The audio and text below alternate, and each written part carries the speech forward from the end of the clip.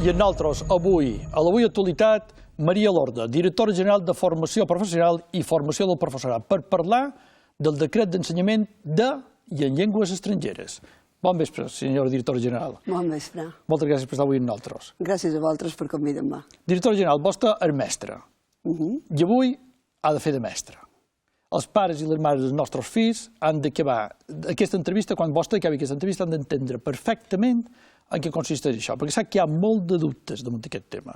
Bueno, ho intentarem. Segur que sí. Si ho ha pogut explicar tant d'anys als nens, també ho podràs explicar als pares. Sí.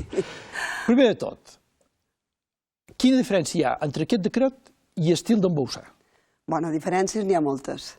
Per començar, aquest decret és una aposta decidida per l'autonomia dels centres. És a dir, cada un dels centres, estudiada la seva situació, el seu context, el tipus d'alumnat que té, els recursos dels quals disposa, podrà decidir quin tipus de projecte lingüístic posa en el seu centre per millorar les competències lingüístiques en llengua estrangera dels seus alumnes.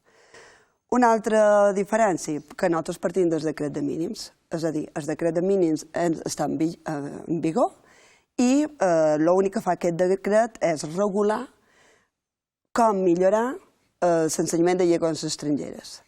Un dels aspectes dels quals se pot aplicar és fer alguna àrea que no sigui lingüística en llengua estrangera, anglès, francès, alemany. Director, si me permet. Sí. A poc, perquè si no, jo ho he d'entendre jo i a mi ja m'acosta. Primer de tot, a quins nins s'aplicarà aquest decret? A tots? A qualcuns? Per ordre d'edat? Com se farà això? Aquest decret, en principi, està regulat per tots els ensenyaments, des d'infantil fins a batxiller, cicles, etc. Tots els centres són sostinguts en fons públics, tant públics, per tant, com concertats.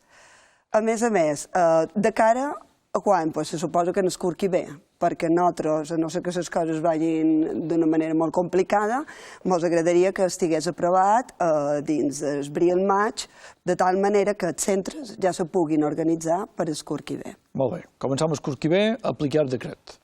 A quines assignatures? Hi ha unes assignatures marcades de la conselleria o, com ha dit vostè, cada centre triarà quina assignatura? Per començar, no han de triar cap assignatura necessàriament. Vol que jo no ho sabia tot. Nosaltres el que fem és dir com millorar la competència en llengua estrangera, però hi ha diferents maneres.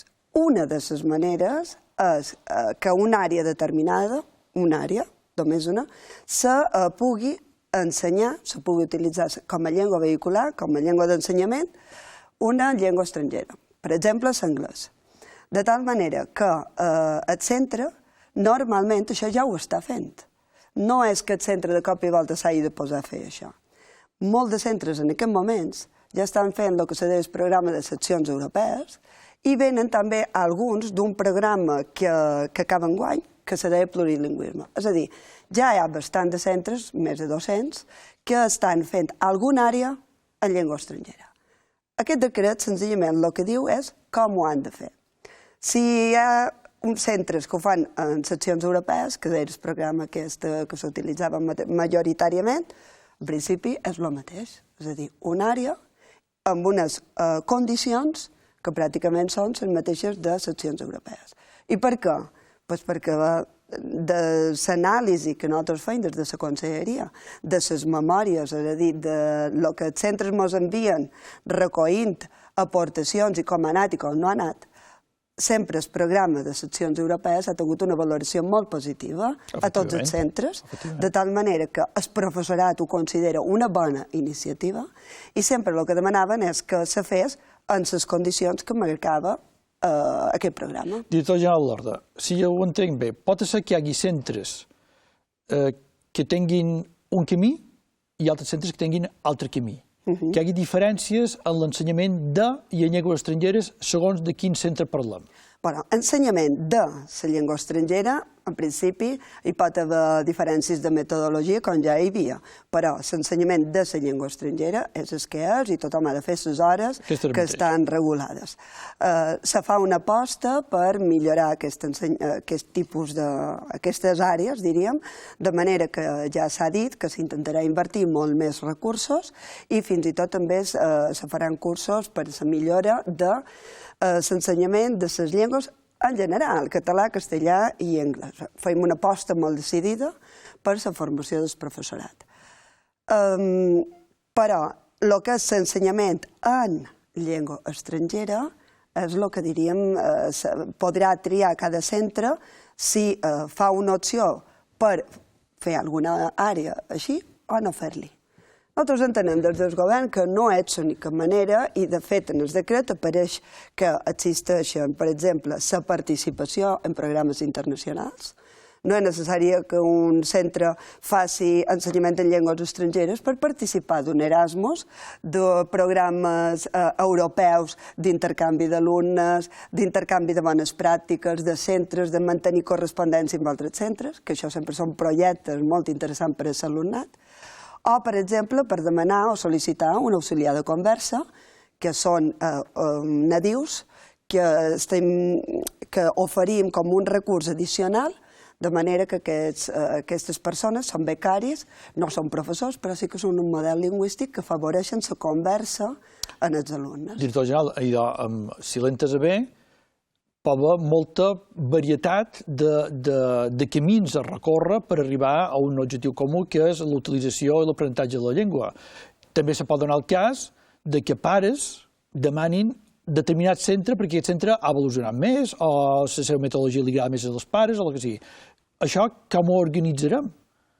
Bé, és que ara tothom parla molt de l'ensenyament de la llengua estrangera, però hi ha molts altres factors. L'escola no només ensenya això, ensenya moltes altres coses. Per exemple, hi ha molts de centres que estan fent una opció per metodologies innovadores.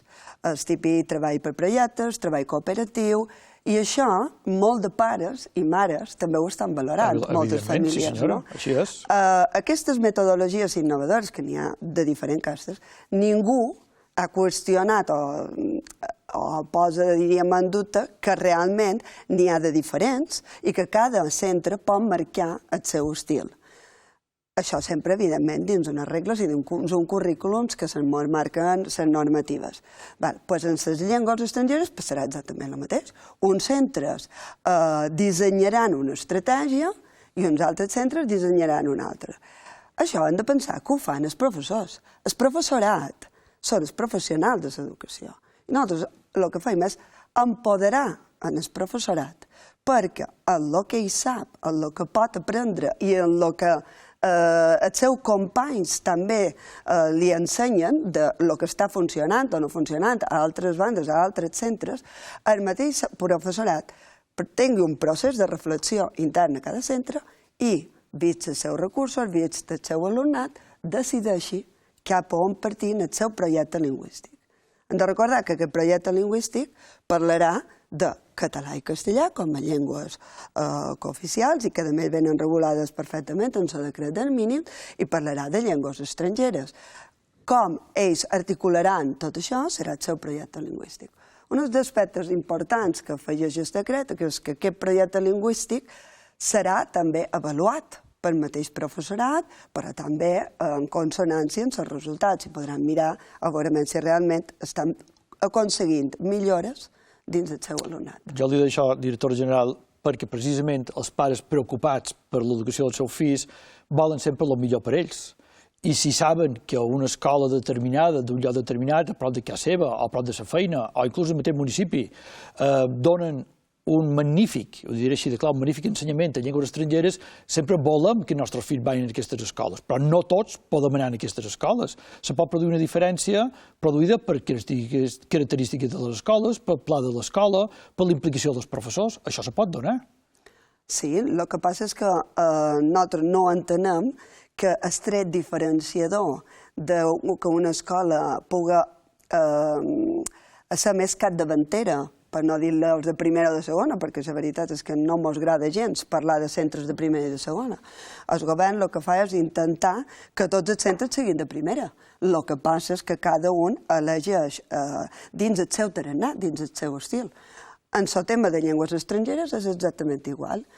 Fins ara, o fins fa aquests darrers anys, podria ser un vot, també ja hi havia centres que feien seccions europees i no hi havia cap problema. Hi havia pares que duen els seus fills a centres que feien seccions europees i hi havia pares que no els hi duien.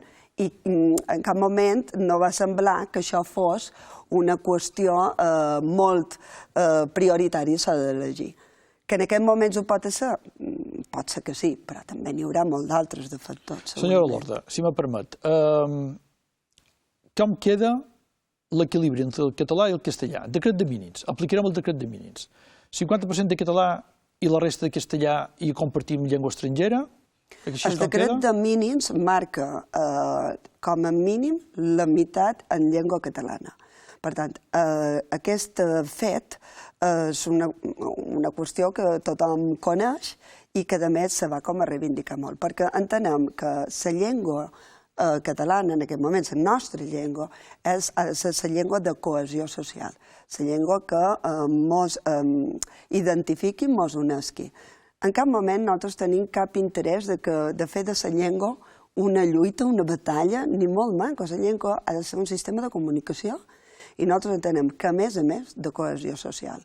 I la cohesió social vendrà per la llengua que és d'aquesta comunitat. Si ara me permet, en aquest moment, avui al Parlament de les Illes Balears s'ha parlat molt també del decret de llengua. Si me permet, anem a veure la peça informativa que han preparat els nostres companys, Maria Puiggròs i Pablo Martínez, damunt el debat que ha hagut avui en el Parlament, damunt aquest tema. Anem a veure-ho. El decret de llengües ha tornat a centrar avui dues de les preguntes de la sessió plenària del Parlament. Des del Partit Popular han posat en dubte que l'esmentat pla ofereixi les mateixes possibilitats a tots els alumnes de les illes. D'aquest esborrany ens assusta un poc, sobretot perquè no hi ha hagut diàleg i consens encara per part nostra. Vostè, senyor conseller, governa per tots. En diàleg i consens, ja li he dit, estem oberts aquí en el diàleg i consens, però s'ha perdut pel camí perquè no ens ha arribat.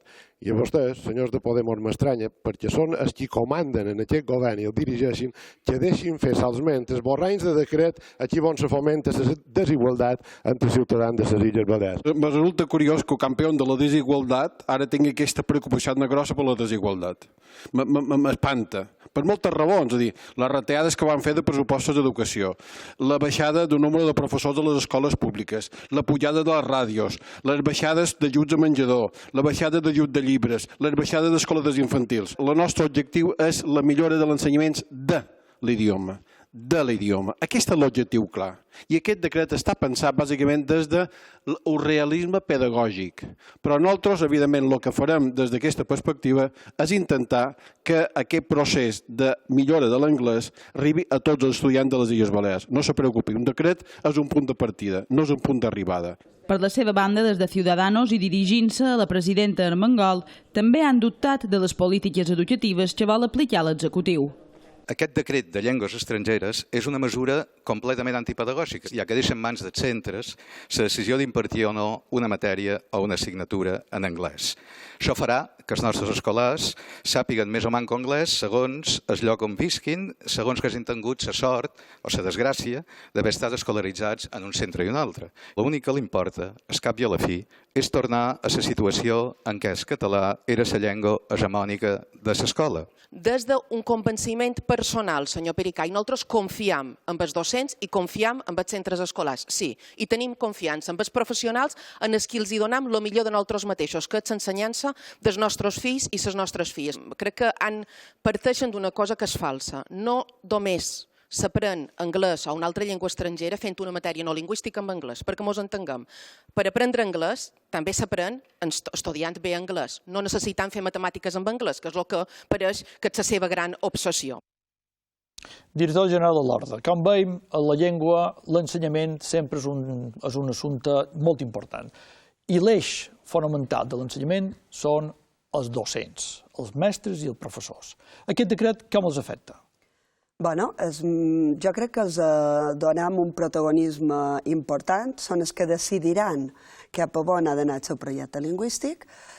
Si se decideixen per un ensenyament en llengua estrangera, hauran de tenir la titulació adequada, però a més se li farà tota una formació que la gent que ja participava a les accions europees ja la tenien, que era una formació per seguir una metodologia adequada.